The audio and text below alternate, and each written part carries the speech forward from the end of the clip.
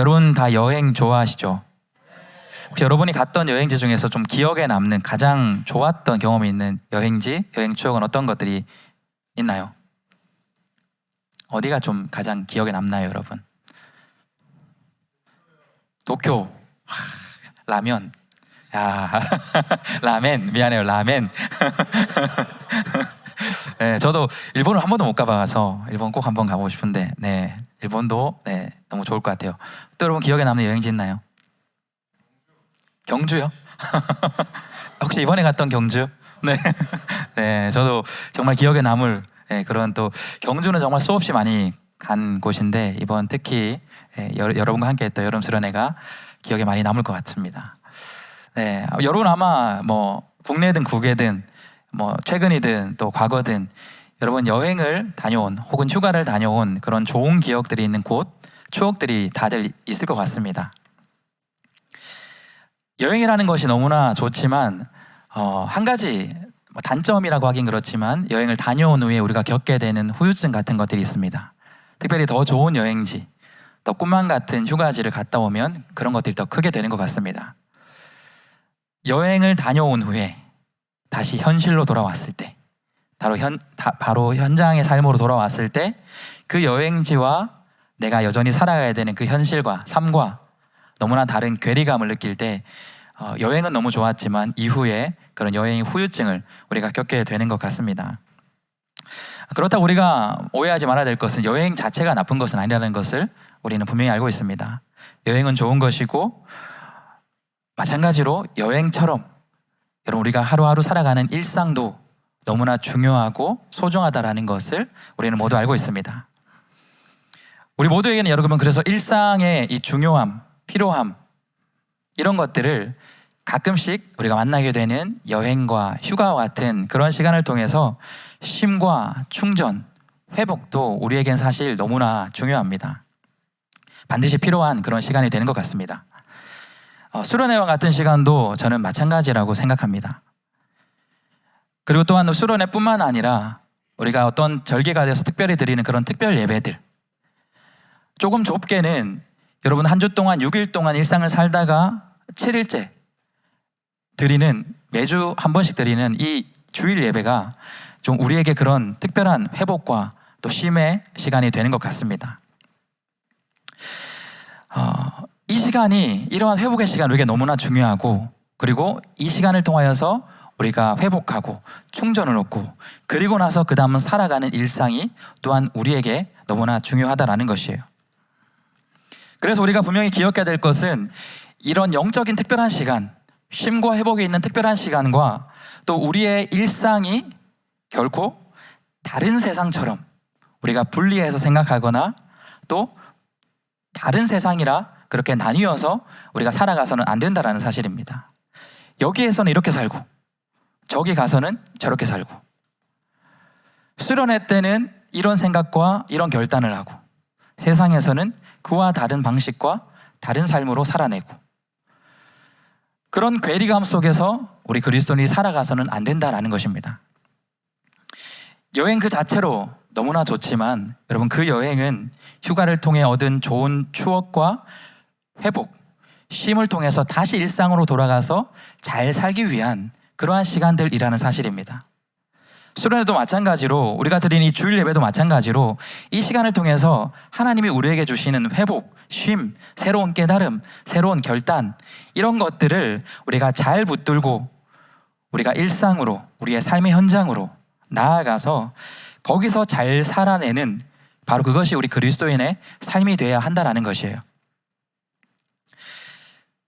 우리는 교회에서도 그래서 그리스도인으로 살아야 되고요, 세상에서도 그리스도인으로 살 수 있어야 합니다.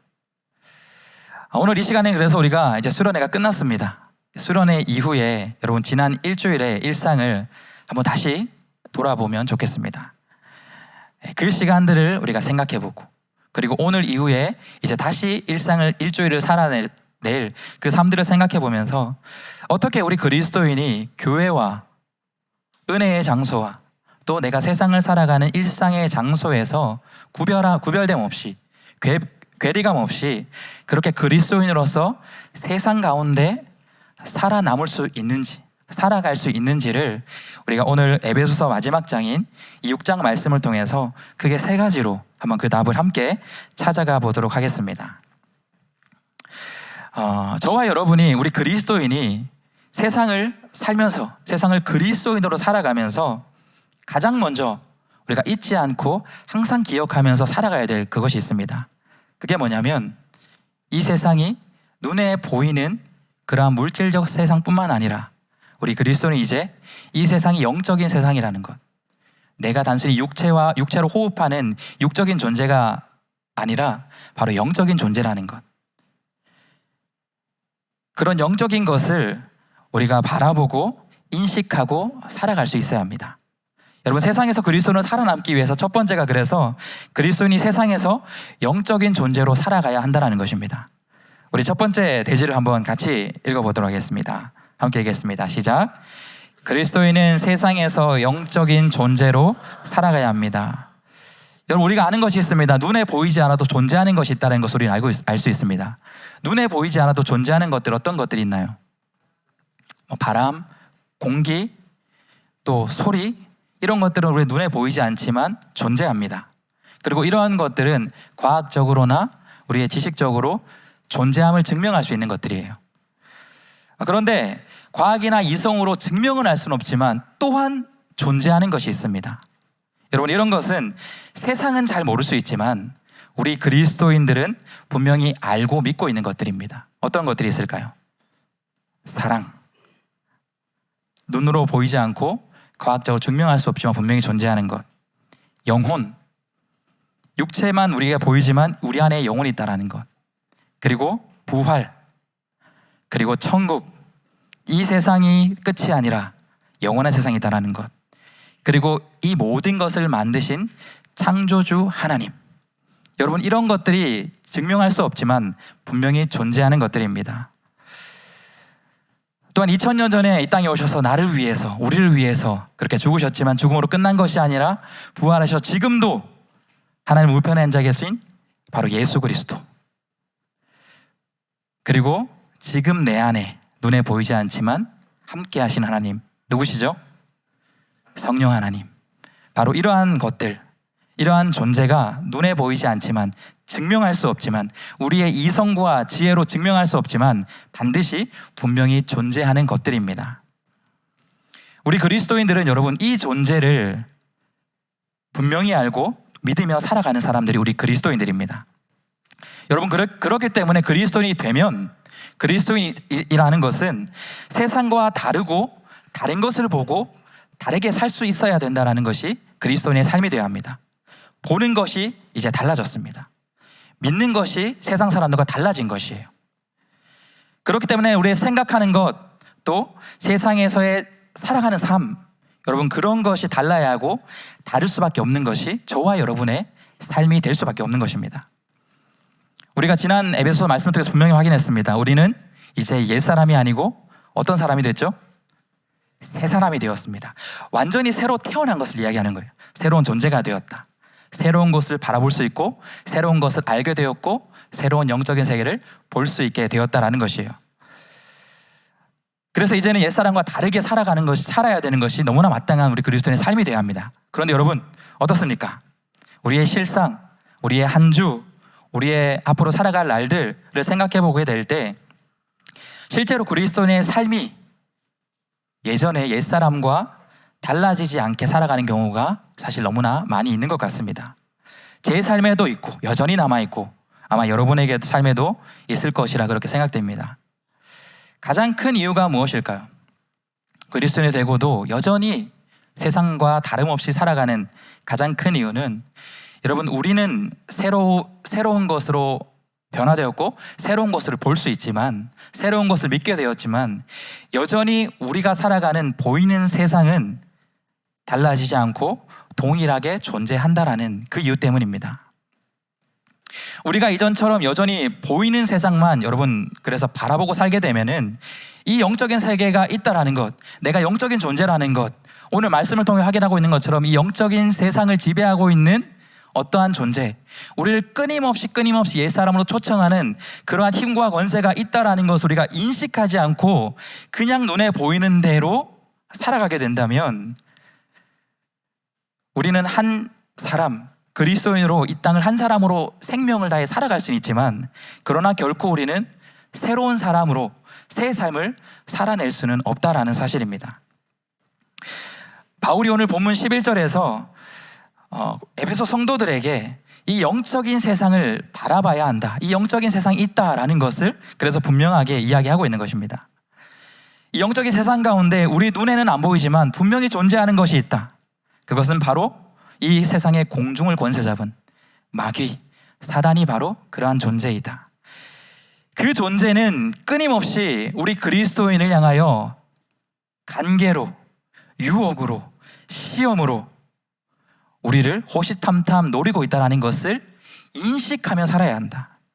그것을 대적하며 살아야 한다. 그리스도인의 삶을 바울이 분명히 이야기하고 있는 것입니다. 여러분 11절을 보겠습니다. 바울이 이렇게 이야기하는 것이에요. 에베소 성도 여러분, 마귀의 간괴를 능히 대적하기 위하여 하나님의 전신갑주를 입어야 합니다. 영적인 세계가 있다. 눈에 보이지 않지만 우리를 넘어뜨리는 존재가 있다. 우리는 그들을 대적하며 살아가야 한다. 그것이 그리스도인의 삶이라 그렇게 분명히 이야기하는 것입니다.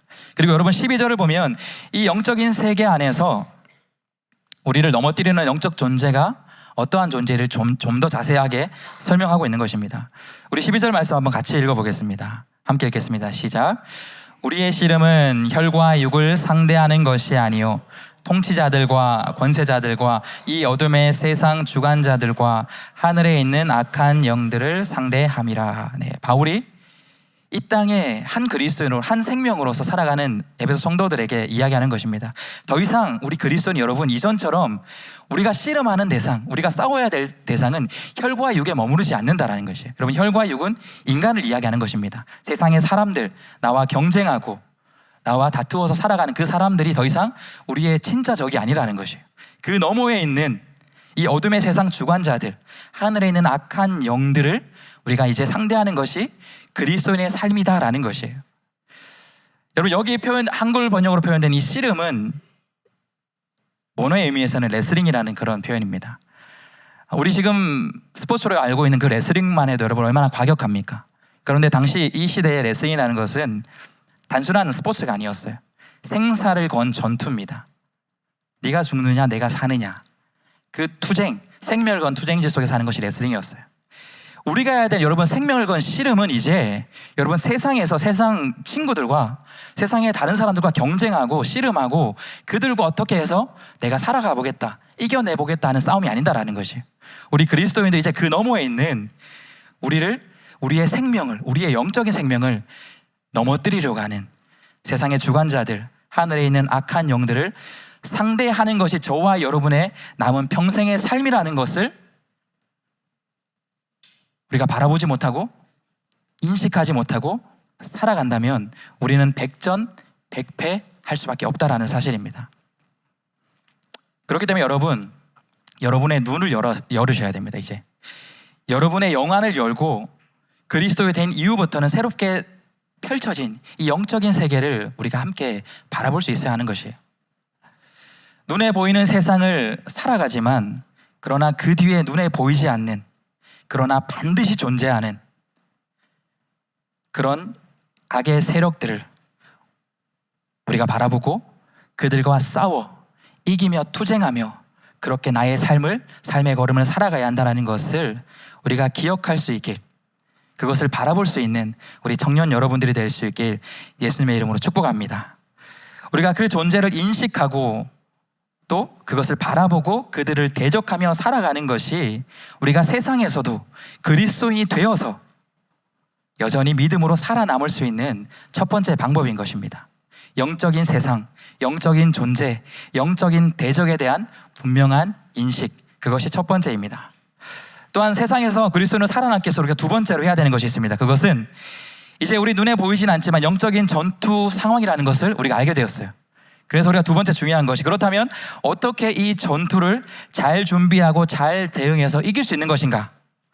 오늘 본문은 그것이 우리가 이 영적인 존재이기 때문에 우리가 세상의 다른 어떤 것으로 우리를 무장하는 것이 아니라 영적인 완전 무장을 통해서만 우리는 세상에서 살아남을 수 있다. 바울은 그렇게 이야기하는 것입니다. 우리 이번의 내지를 한번 같이 읽어보겠습니다. 함께 읽겠습니다. 시작.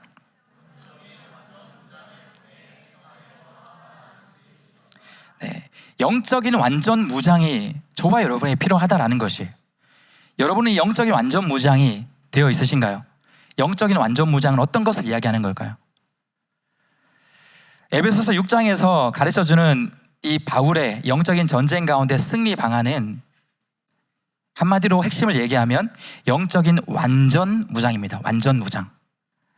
11절과 13절을 보면 두 번에 걸쳐 나오는 똑같은 표현이 있습니다. 그게 뭐냐면 전신갑주라는 표현이에요. 전쟁을 하게 될 때에, 전투를 하게 될 때에 전투 복장을 이야기하는 것입니다. 이 전신갑주라는 표현이 당시에 이 바울의 시대를 이야기하면 그 당시에 전 세계를 호령했던 가장 강한 군대, 거기에서 가장 강한 군사를 상징할 수 있는, 떠올릴 수 있는 바로 그런 로마 병사의 전투 복장, 전투 태세의 모습을 설명하는 겁니다. 이 복장의 핵심을 보게 되면 6가지의 부위별로 우리가 어떻게 복장을 취해야 되는지, 전투 태세를 취해야 되는지 이야기하지만 그것을 하나로 핵심을 이야기하면 머리부터 발끝까지 빈틈없는 완전 무장을 해야 된다라는 것이 이 전투 복장의 핵심, 전신갑주의 핵심이다라는 사실이에요. 하나님의 전신갑주로 우리가 빈틈없이 우리를 완전히 무장하게 될 때만 우리는 여러분 세상에서 치러지는 영적인 전투에서 승리하며 살아남을 수 있다는 사실입니다. 여러분, 이것을 반대로 얘기하면 우리가 만약 영적으로 완전 무장되어 있지 않고, 그것이 완전 무장이 깨어있고 어느 한 곳에 빈틈에 생기게 된다면 우리가 세상의 영적인 전쟁에서 이겨낼 수 없다라는 것입니다. 우리를 지금도 넘어뜨리려 하는, 여러분 눈에 보이지 않지만 그 사단 마귀, 우리의 대적은 호시탐탐 우리 세상에서 우리를 넘어뜨리려, 우리를 삼키려, 우리의 빈틈을 찾고 공격하려고 노리고 있는 것이 바로 사단 마귀의 방법이고 우리를 향한 공격의 모습이기 때문입니다. 그렇기 때문에 우리가 완전히 머리부터 발끝까지 철저하게 무장되어 있지 않다면 그 빈틈을 통해서 마귀는 우리를 공격하고 파고들 것이기 때문에 우리는 승리할 수 없다는 것이에요. 완전 무장이 우리에게 필요합니다. 그런데 분명한 것은, 오늘 말씀에서 우리가 분명히 확인할 수 있는 것은, 그럼에도 불구하고 우리가 하나님의 전신갑주로 무장만 된다면, 완전히 무장만 된다면 여러분, 마귀의 힘과 권세는 공중의 권세를 잡은 것이에요. 세상의 권세를 잡은 것입니다. 그 강력한 힘과 우리를 향한 공격도 우리가 하나님의 전신갑주로 완전히 무장만 한다면 결코 그 어떤 공격도 유혹도 우리를 쓰러뜨리지 못한다는 사실을 오늘 본문이 이야기하고 있는 것입니다. 왜 그렇죠? 그것이 나의 어떠함, 나의 능력, 그런 것이 아니라 바로 그것이 하나님의 전신갑주이기 때문입니다. 11절과 13절에서 이 전신갑주를 입어라, 전신갑주를 취하라 라고 얘기하면서 분명히 이야기하는 것이, 이것이 하나님의 전신갑주다. 하나님의 전신갑주를 입어라, 하나님의 전신갑주를 취하라. 11절과 13절에서 우리가 그래서 분명히 그렇게 이야기하는 것입니다. 이 전신갑주 6가지 전투 복장의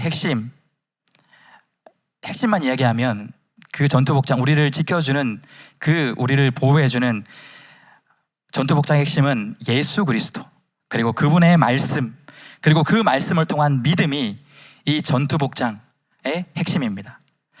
14절의 2가지 전투 복장에 대해서 한번 먼저 살펴보면, 첫 번째 14절에서 나오는 전투 복장의 첫 번째는 바로 진리의 허리띠라는 것이에요.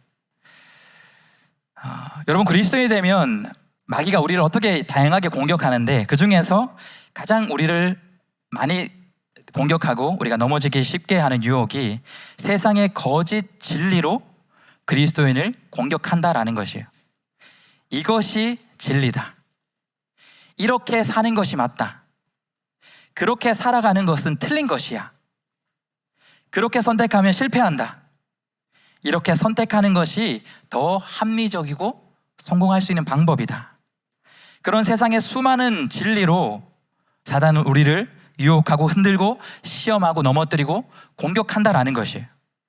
그 모든 세상의 가짜 진리, 마귀의 그 공격을 우리가 분별하고 막을 수 있는 것이 다른 어떤 것이 아니라 유일한 진리인 바로 하나님의 그 말씀으로 우리를 무장하게 될 때에, 우리의 허리를 동이게 될 때에 우리가 사단의 그 유혹, 세상의 다른 진로의 유혹을 우리가 이겨낼 수 있다라는 것입니다. 오직 진리의 말씀으로 여러분 우리가 무장해야지만 우리가 세상에서도 그리스도인으로 살아남을 수 있다는 것을 여러분 기억할 수 있길 바랍니다. 또한 14절을 보면 그 진리의 허리띠 다음에 나오는 것이 의의 호심경이라는 것이 있어요. 여러분, 이 호심경이라는 것은 우리 인체에서 가장 중요한 부위, 바로 심장과 우리 내장을 보호하는 그런 보호 장구입니다.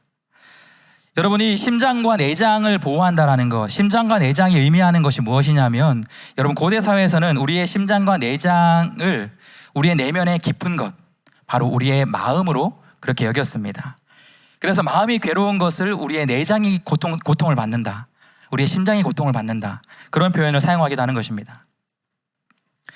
이 의의 호심경으로 우리를 무장해야 된다라고 이렇게 표현하는 것은 그렇기 때문에 우리를 향한 마귀의 공격이 우리의 마음을 향한 공격으로도 임한다라는 것을 바울이 이야기하는 것이에요. 그렇기 때문에 우리는 마음을 향한 공격까지도 대비하고 막을 수 있어야 한다. 그 막을 수 있는 것이 바로 의의 호심경이다. 여러분, 사단이 우리를 거짓으로 가짜 진리로 유혹하고 시험하지만, 공격하지만 또 다른 공격 중에 하나가 마귀가 우리의 마음을 공격할 때 주로 공격하는 것이 정죄하는 것이에요. 네가 무슨 그리스도인이야? 너도 세상 친구들과 다른 것 없잖아. 똑같은 죄 짓고 여전히 옛사람으로 그렇게 살아가고 있잖아. 그런 정죄를 여러분 우리에게 끊임없이 마귀는 유혹과 시험을 합니다. 공격을 합니다.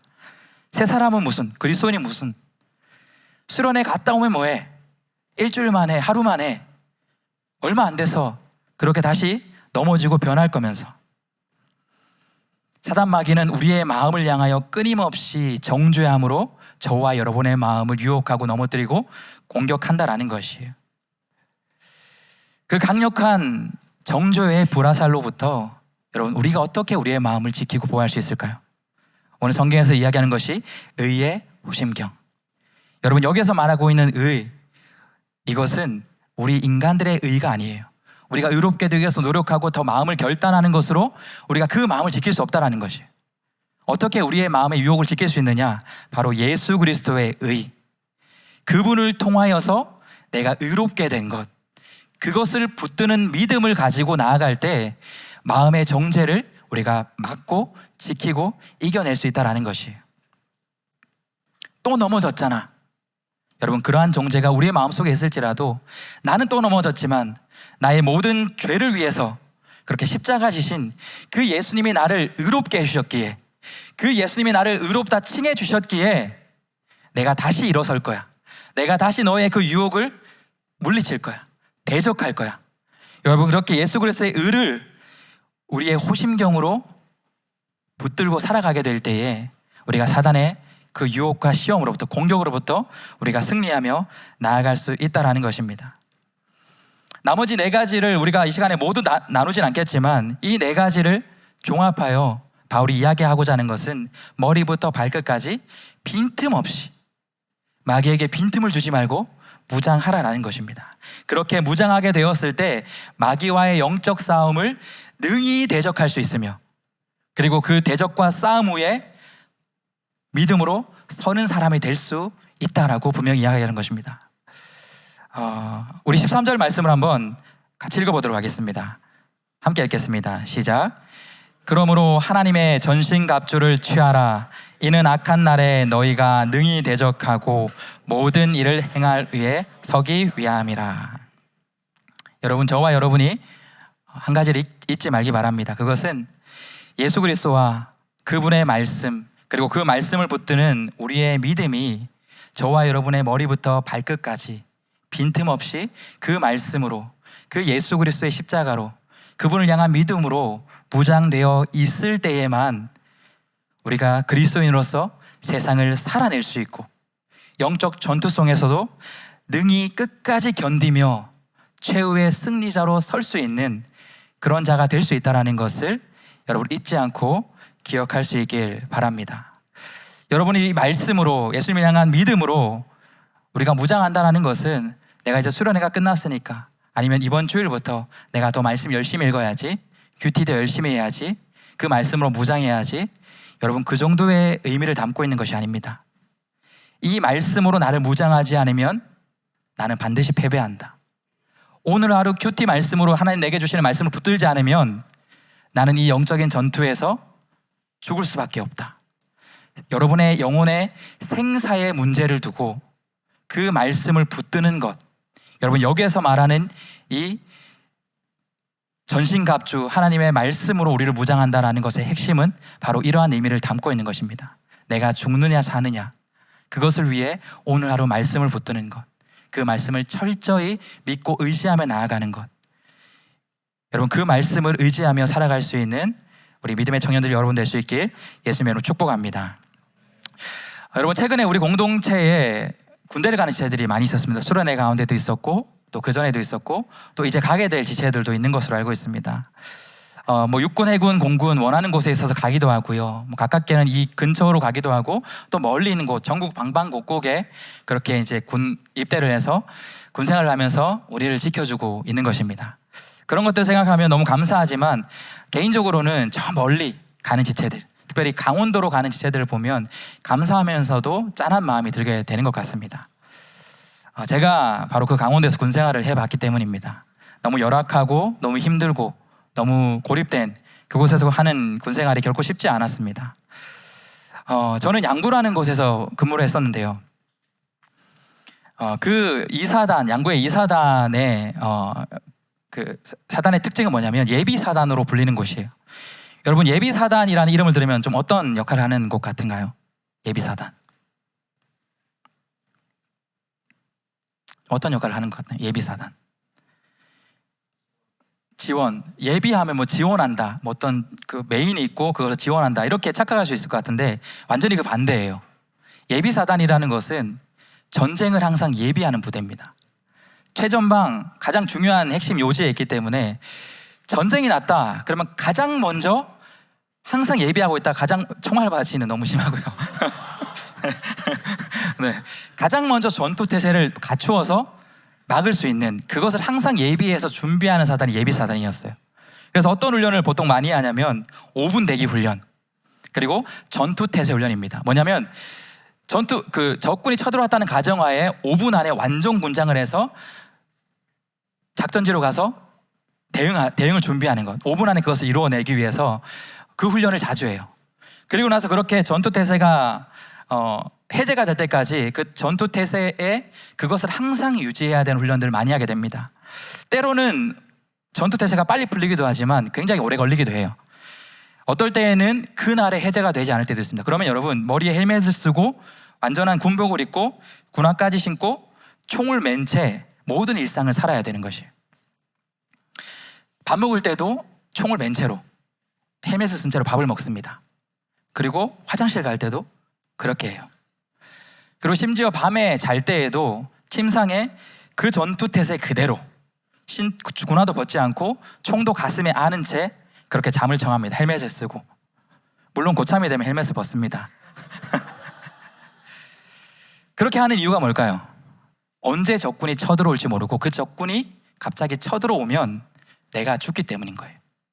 그래서 그 항상 전투의 태세, 싸울 준비, 승리할 준비, 대적할 준비를 항상 완전 구장으로 무장한 채 그렇게 살아가는 것이 그 훈련의 의미입니다. 그런데 여러분, 저와 여러분이 세상을 살아가면서 이제 앞으로 평생에 싸워야 될 전투가 바로 이 5분 대기조와 같은 전투 태세를 해제하지 않은 채 살아가야 되는 그런 영적 전쟁의 현장이라는 사실을 여러분이 기억할 수 있길 바랍니다. 그것을 바라볼 수 있어야 하고 그것을 준비할 수 있어야 되고 그것을 호시탐탐 노리고 있는 영적인 대적으로부터 머리부터 발끝까지 완전히 무장하여서 우리가 맞설 때만 승리할 수 있다라는 사실입니다.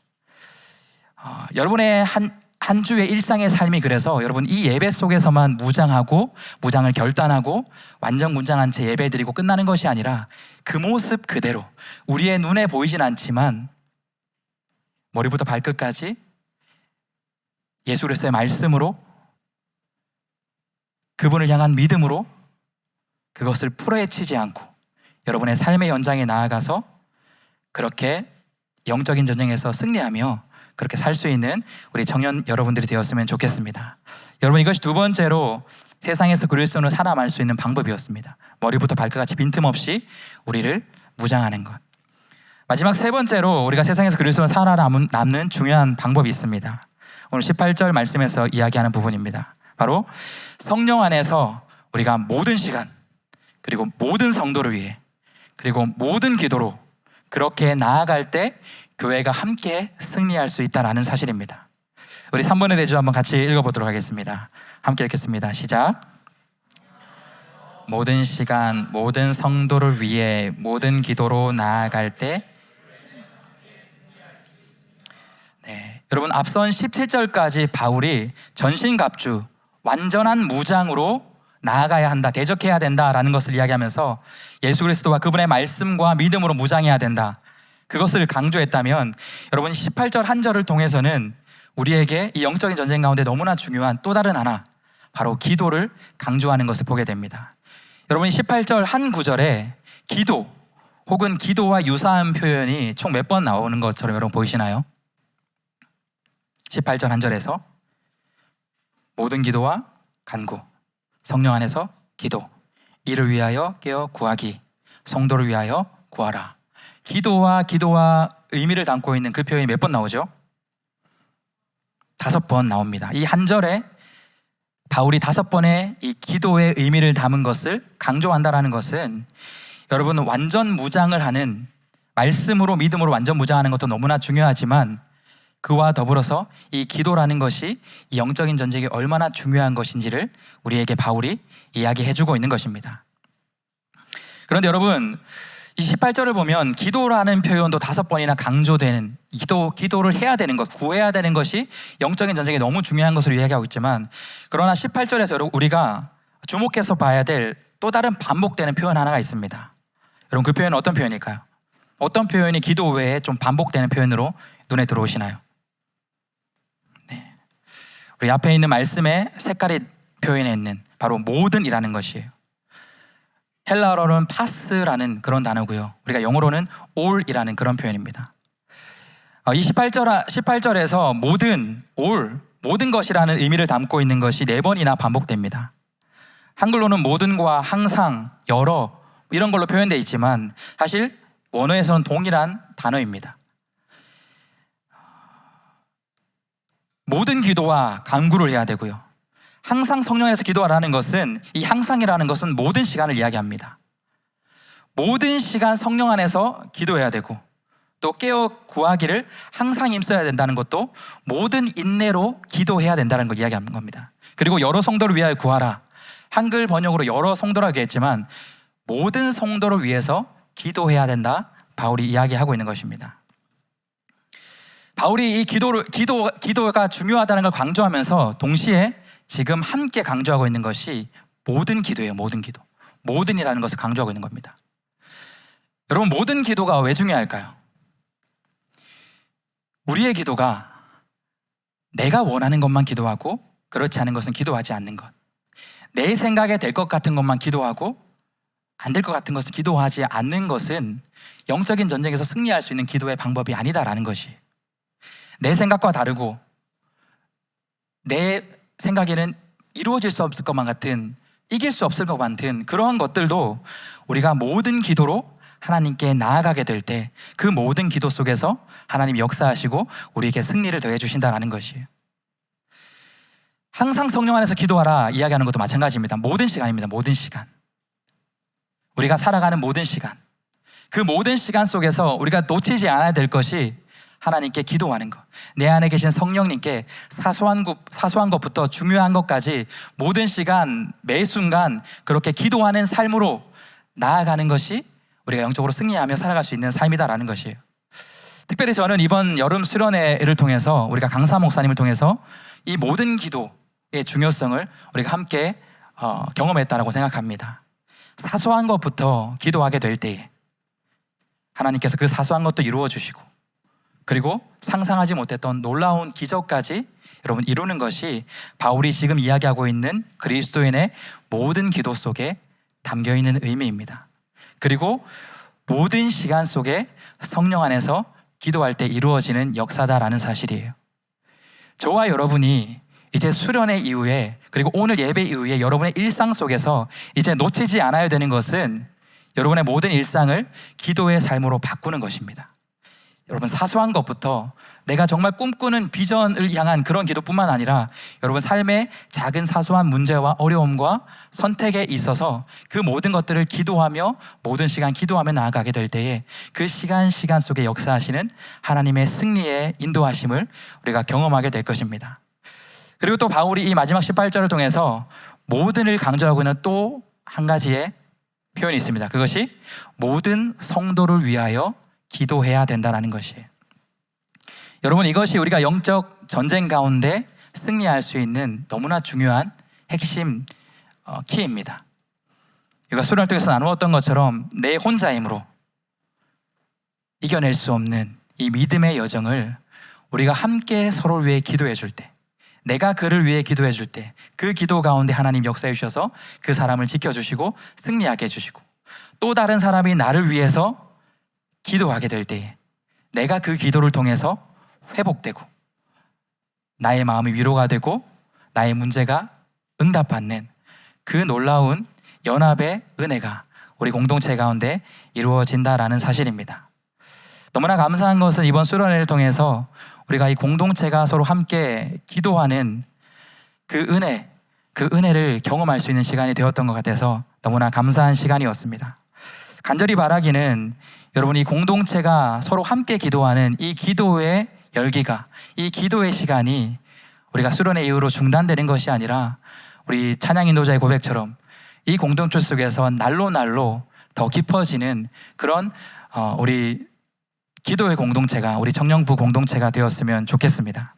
그래서 우리 청년 누군가의 고백처럼 저는 우리 공동체를 향한 오랜 꿈이 있습니다. 그것이 우리가 함께 기도한 것들이 함께 하나님 앞에서 응답받는 것을 바라보고 서로 나누는 것을 꿈꾸는 우리 그런 지체의 오랜 기도 제목을 제가 들었습니다. 그 한 명의 기도의 제목이 아니라, 꿈꾸는 소망이 아니라 우리 모든 청년부 공동체가 이제 기도 가운데 역사하시는, 중보의 기도 가운데 역사하시는, 함께 기도할 때 역사하시는 그 하나님의 은혜를 우리가 기대하면서 하나님 주시는 감동에 따라 내가 먼저 다른 지체를 위해서 기도하며 나아갈 수 있는 그런 기도의 공동체, 우리 청년부 공동체가 될 수 있길 예수님의 이름으로 축복합니다.